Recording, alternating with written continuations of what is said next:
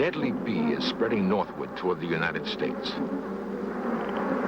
A scientific test of their aggressiveness was attempted in Brazil by bee expert Dr. Norman Gary. 500 bees or so have already come out. They're hitting my legs like crazy. I think we're overdoing this one for sure. They're all over my ankles. I'm going to have to move out. One stinging me through the top of the head. Because I wasn't prepared for the kind of action we're getting here.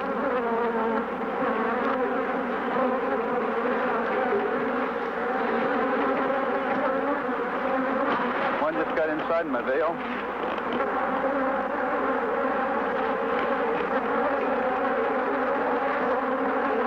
They're absolutely all over me. One's inside, two are inside my veil. One's stinging in the ear. Sure wasn't prepared for this one. For over 9,000 years, honeybees like these have served man willingly. Now that peaceful relationship is threatened by intruders.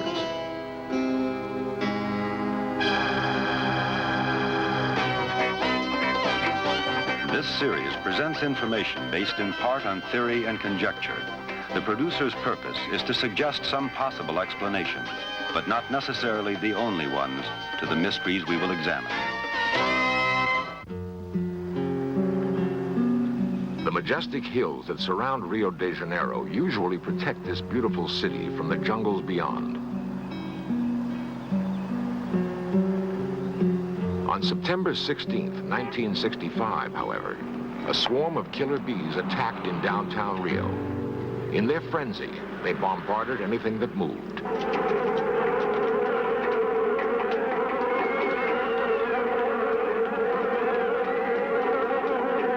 "60 people were badly stung." A fierce new breed of honeybee now threatens the once happy partnership between man and bee. It is a threat, however, that must be met with understanding, not fear. Frightening as it seems, the killer bee deserves our respect.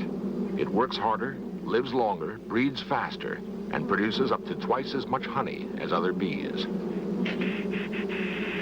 To comprehend the behavior of killer bees, we must look first at the European honeybee, common in the United States. Dr. Norman Gary is an expert in bee behavior. To him, the complex and usually unseen world within a beehive is a familiar yet ever fascinating place. Ordinary smoke pacifies the bees, allowing a close inspection of the hive. Inside lies a highly organized insect society. Bees, in fact, are among the most social of all living things. The pure beeswax combs, composed of thousands of geometric cells, form an intricate housing unit. Certain cells store pollen and honey. Others are used as brood chambers to raise new bees. Most of the hive is made up of workers, each with a special job to perform. Some workers do nothing but fan their wings at the hive's entrance. They are the air conditioning unit, fanning tirelessly to ventilate the hive, maintaining an even temperature. Other bees work at keeping the hive clean, or in building and repairing the vital combs. No bee is ever without a job. The work of maintaining the hive is continuous. Mortician bees specialize in removing the bodies of dead bees. One way or another, deceased workers are unceremoniously cast away. At the center of every hive is a larger, dominant bee, the queen. Constantly surrounded by a coterie of attendants that does nothing but feed and groom her, the queen is literally mother of the hive. She exudes powerful odors, or pheromones, that give the workers a sense of communal security and ensure that no new queens will be bred. Yet her most important role is as the hive's sole egg layer, up to 1,500 eggs each day. For 3 weeks, the new eggs develop and grow.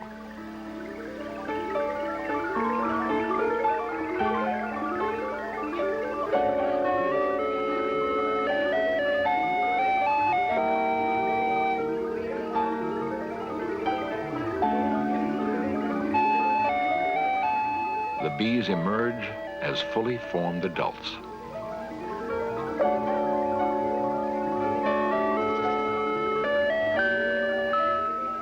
Each new bee chews through the capping of its brood chamber, ready to go to work.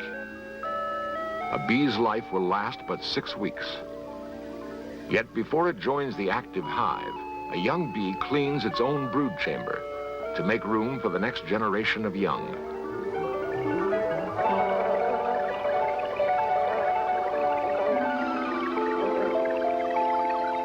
Soon, the new worker bees begin the task of finding sweet nectar and pollen, on which the entire hive depends for survival.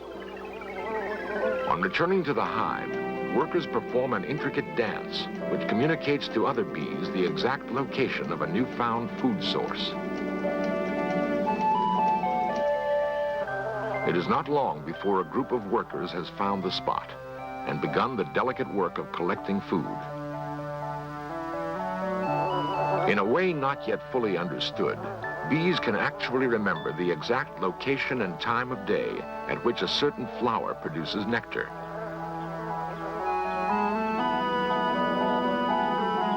On returning to the hive, no worker gains easy admittance. It must first pass the scrutiny of a guard bee, a specialized worker who is constantly on the alert for unwanted visitors. Once inside, nectar is given to another worker. Later, it will be transformed to honey and stored.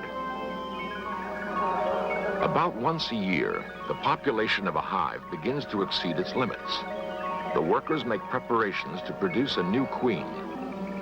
Meanwhile, at least half the colony gathers around the reigning queen.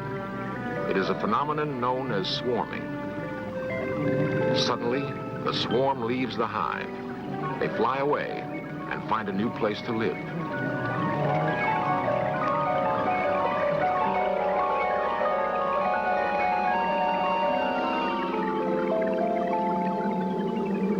The bees common in the United States are derived from the Italian honeybee, which was deliberately introduced here.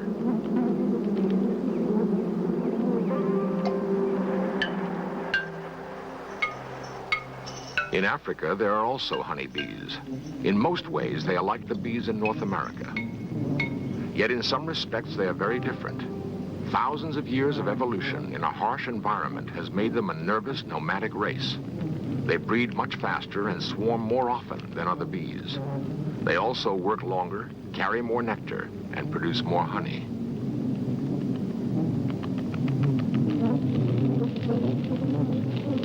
Their unpredictable habitat, where sudden brush fires are common and predators in search of sweet honey are numerous, has given these bees a temperamental disposition. They live on constant alert. A sudden movement, a dark color, even the smell of carbon dioxide from the breath of a predator can send them into a stinging frenzy.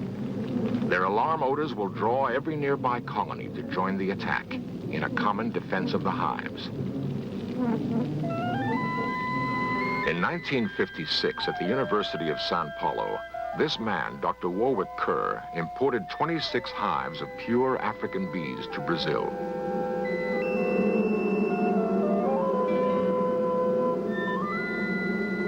His purpose was to try to breed the perfect honeybee, a kind of super bee which combined the hard-working, high honey-producing aspects of the African bee with the docile characteristics of the European bee. The African bees were prevented from escaping by queen excluders, metal grills that allow workers to pass through, but keep the larger queen inside the hive. Bee experts from around the world frequently come to the University of Sao Paulo.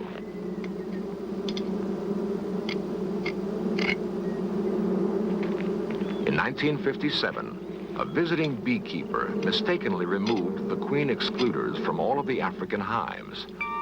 The accident occurred at a time when the hives were ready to swarm.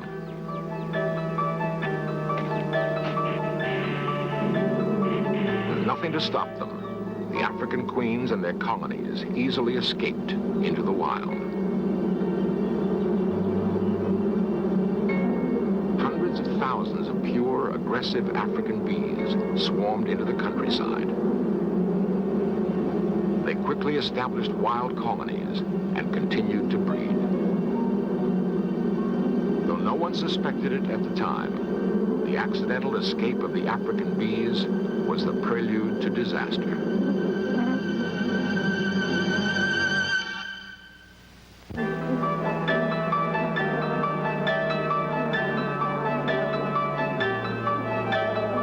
The dangerous African bees had been released into an ideal environment.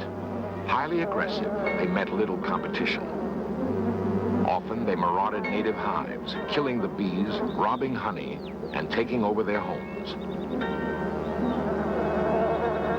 They multiplied at an astonishing rate and established colonies nearly everywhere, in trees, under tile roofs, in the ground, in abandoned cars.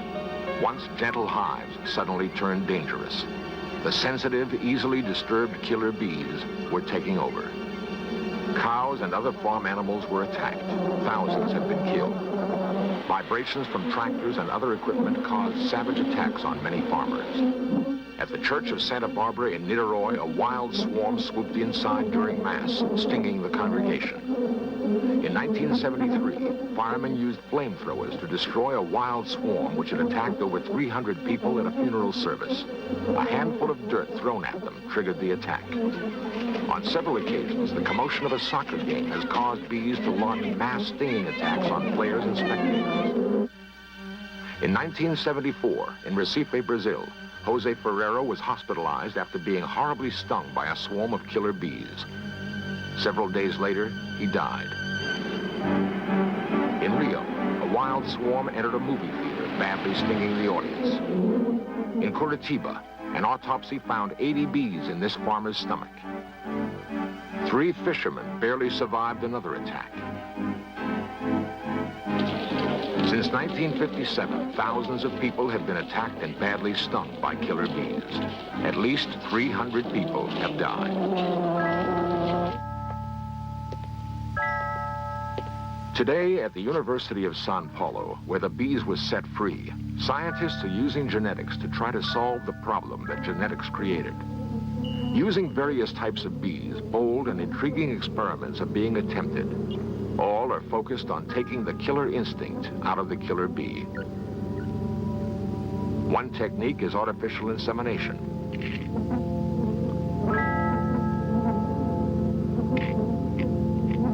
Drones, the stingless bees that fertilize the queen, have been collected from special hives. These drones represent an extremely gentle European variety. One by one, they are carefully removed. Each drone is gently compressed to reveal part of its reproductive system.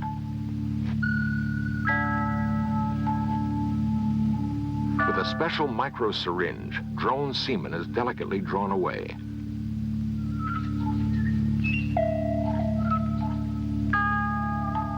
Meanwhile, an anesthetized killer queen bee is prepared for artificial insemination.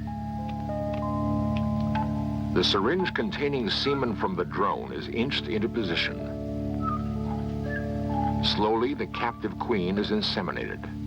Her genetic character is thus deliberately altered by science. The queen is then introduced into a hive. If the experiment is successful, the queen's eggs will bear a gentler bee. The hive will become less aggressive. Yet such experiments have had little impact. 90% of all killer bees live and breed in the wild, completely uncontrolled. Another attempt to solve the killer bee problem has been to produce mutant bees by exposure to high radiation. A mutant bee, which is physically unable to sting, has been produced recently. It may offer some hope for the future.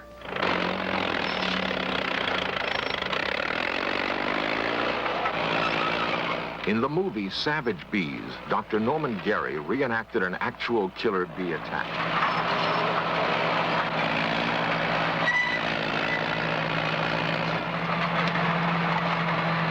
The death of a single bee releases a chemical odor that drives a nearby swarm into a killing frenzy.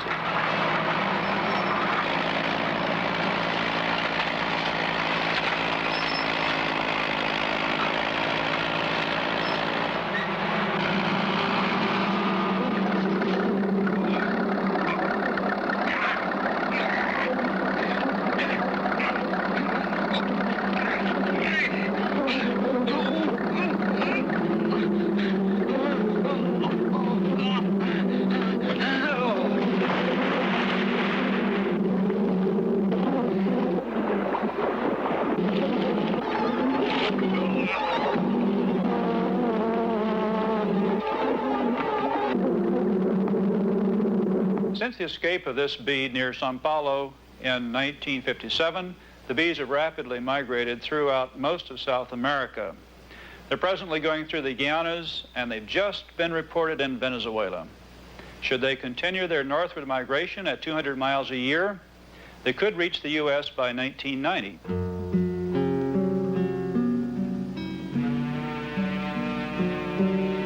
Killer bees could reach the United States much sooner, simply by stowing away on a ship bound for our shores. In 1972, at Richmond Harbor near San Francisco, a swarm of bees was found aboard a freighter. Before they spread, they were destroyed.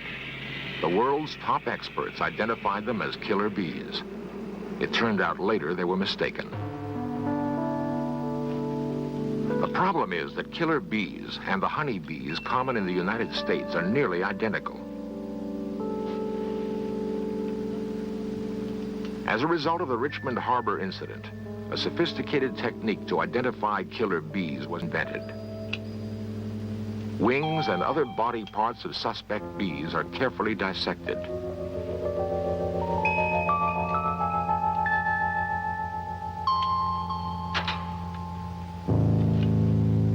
The parts are then projected. 25 specific features are precisely measured and recorded.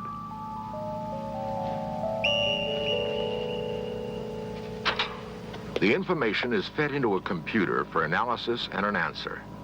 It is the only way known to distinguish a normal bee from a killer.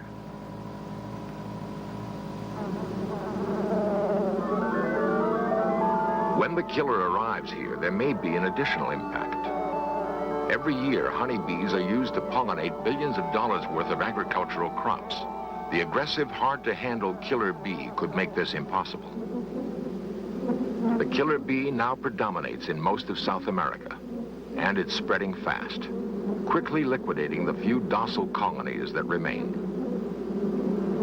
This year, Dr. Gary visited the University of Sao Paulo. One of his objectives was to attempt again a test of the killer bee's aggressiveness. Viewed through an electron microscope, a bee's stinger is clearly a formidable weapon. It is not a single needle, but a three-pronged drill. The main shaft pierces the victim, while two jagged arms alternately stab downward, pumping venom.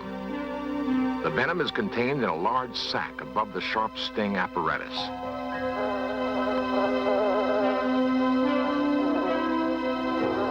Once inserted, the stinger will keep working until all the venom is pumped in. Wearing a special protective suit, Dr. Gary began the test. All that was required to arouse the bees was to dangle a black leather patch at the hive entrance. Killer bees react violently to black. The second patch on Dr. Gary's chest measures the intensity of the attack. 200 bees around my veil. The patch now is being stung. There must be 50 bees already have stung this patch on my chest. I'll continue to get them out. This is a maximum response. So far, I have received no stings. I hope at this moment there are no openings in my veil.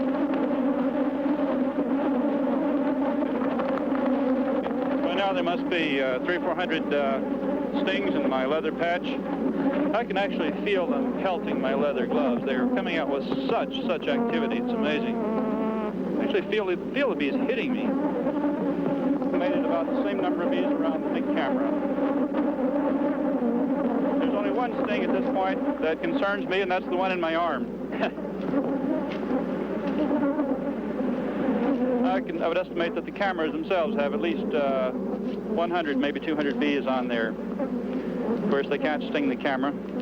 Even as Dr. Gary left the hive area, the bees persisted in their attack. Killer bees will pursue a victim great distances, stinging all the way. Killer bees don't calm down easily. They remember their anger for as long as 24 hours.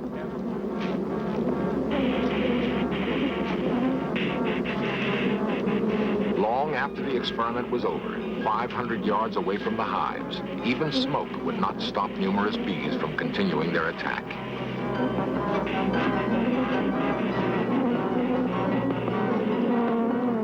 Killer bees are unlike any honeybee that we have known. Unless stopped, they will live up to their name.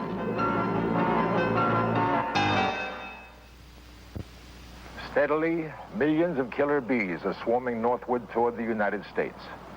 Scientists have suggested various ways to stem the bees' advance. Everything from introducing armies of docile drones that might dilute their aggressiveness to building a giant bee net at the Panama Canal. So far, nothing has been done. When the killer bees will arrive and exactly how they will behave when they get here, we don't know.